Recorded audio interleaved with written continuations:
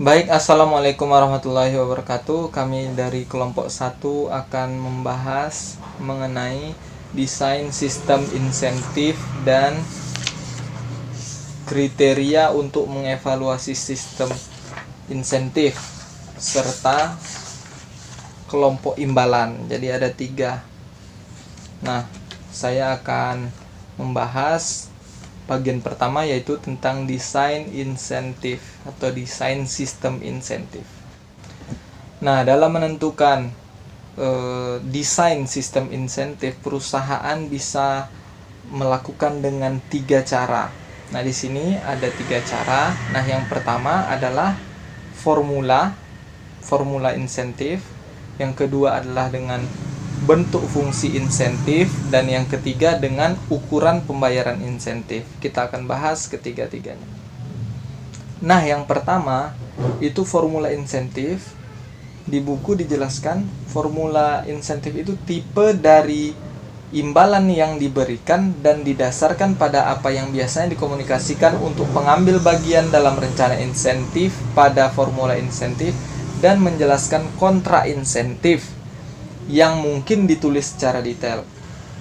Nah, jadi penentuan desain insentif ini dengan cara formula insentif itu mengikat atau terikat pada kontra insentif yang bersifat objektif. Jadi bersifat objektif oleh masing-masing karyawan atau masing-masing pejabat yang ada di perusahaan.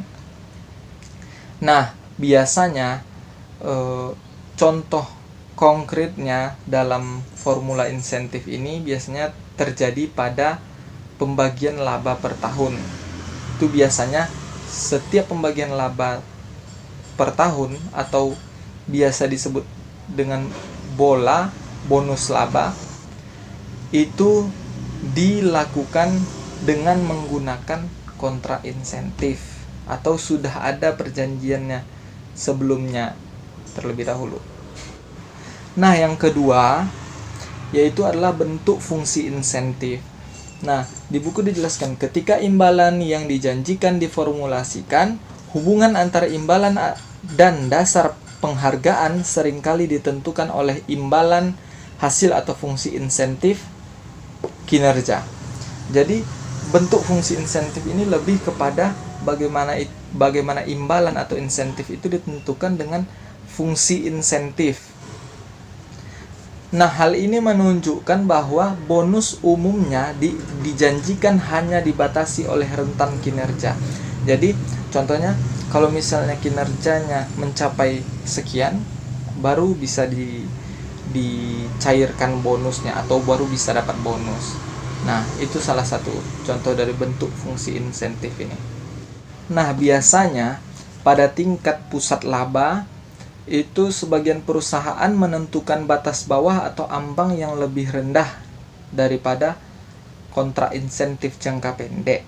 Lalu organisasi menentukan batas yang lebih rendah karena mereka tidak ingin membayar bonus untuk kinerja yang mereka anggap biasa saja atau buruk.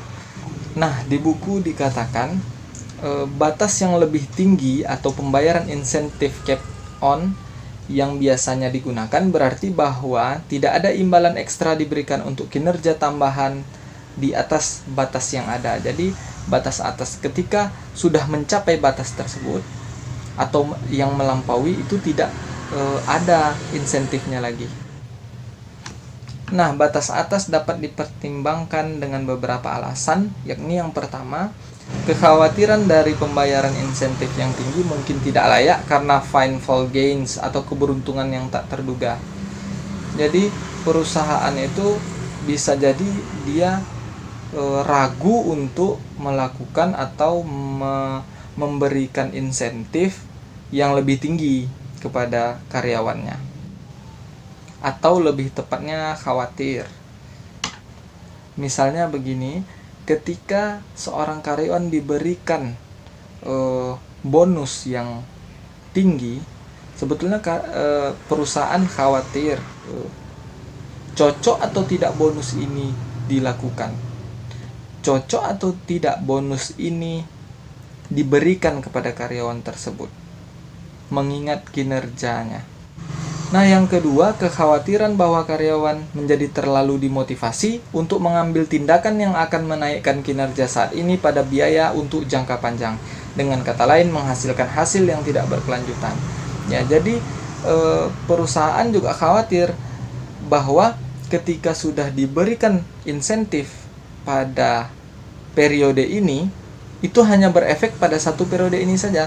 Jadi tidak berefek jangka panjang kepada karyawan tersebut untuk keberlangsungan perusahaan. Nah, yang ketiga, keinginan untuk tidak membayar karyawan secara hierarki merupakan bawahan lebih tinggi daripada karyawan atau manajer, sehingga tetap menjaga kompensasi secara vertikal. Jadi, ada keinginan dari pimpinan perusahaan untuk tidak membayar karyawan yang secara hierarki atau secara struktur itu merupakan bawahan lebih tinggi daripada karyawan atau manajer. Nah, yang keempat, keinginan untuk tetap menjaga kompensasi total sedikit konsisten sepanjang waktu sehingga karyawan dapat menjaga keberlanjutan hidupnya dan untuk mengurangi feast or famine volatilitas pembayaran dari tahun ke tahun. Jadi insentif itu dilakukan secara terus-menerus, ya, berkesinambungan.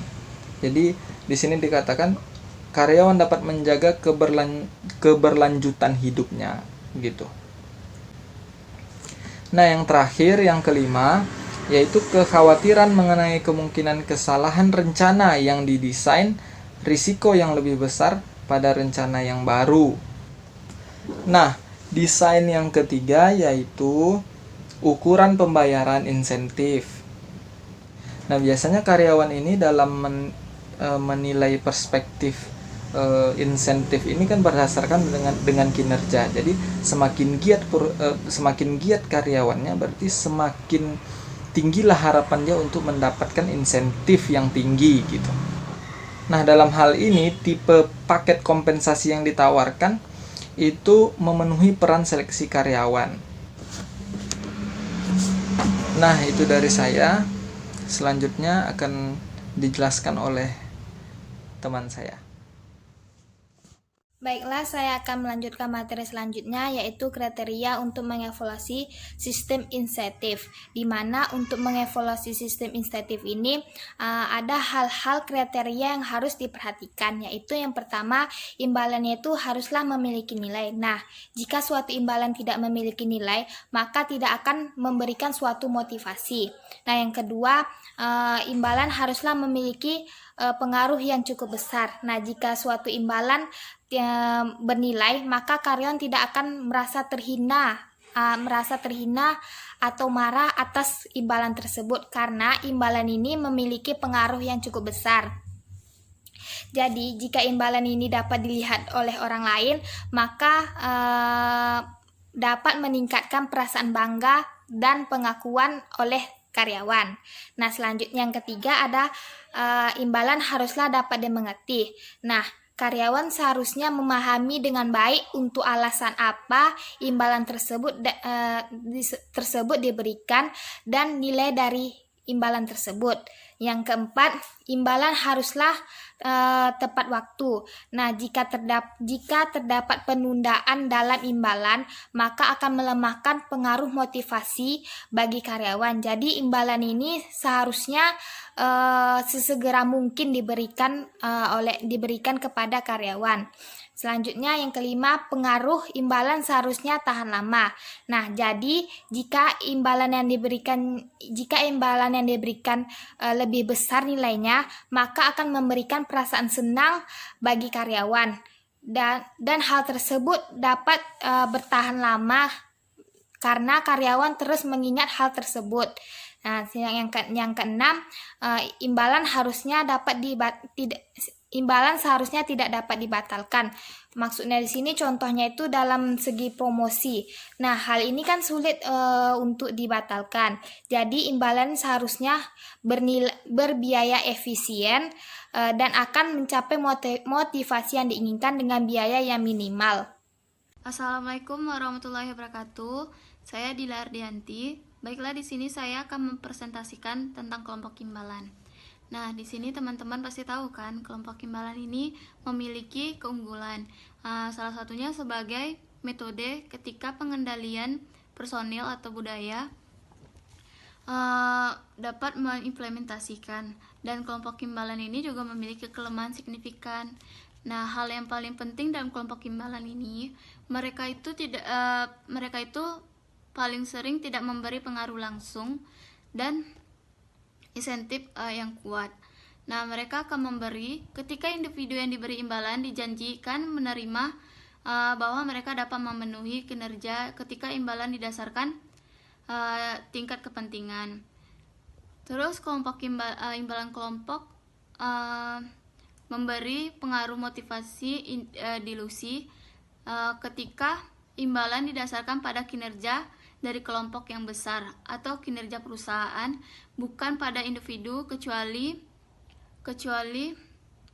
ketua kelompok atau tim eksekutif puncak. Dan kelompok imbalan dapat menciptakan potensi pengaruh bagi free rider. Nah, free rider ini juga dapat memberi usaha di bawah anggota kelompok lainnya ketika anggota kelompok dapat mengundur dan mengalami sedikit pengaruh pada imbalan. Jadi sebagian besar imbalan berupa uang dan kenaikan gaji dan potensi kenaikan jabatan bagi karyawan yang berprestasi yang telah memberikan target kinerja perusahaan. Demikianlah hasil presentasi kelompok kami. Jika ada yang kurang, kami mohon maaf. Assalamualaikum warahmatullahi wabarakatuh.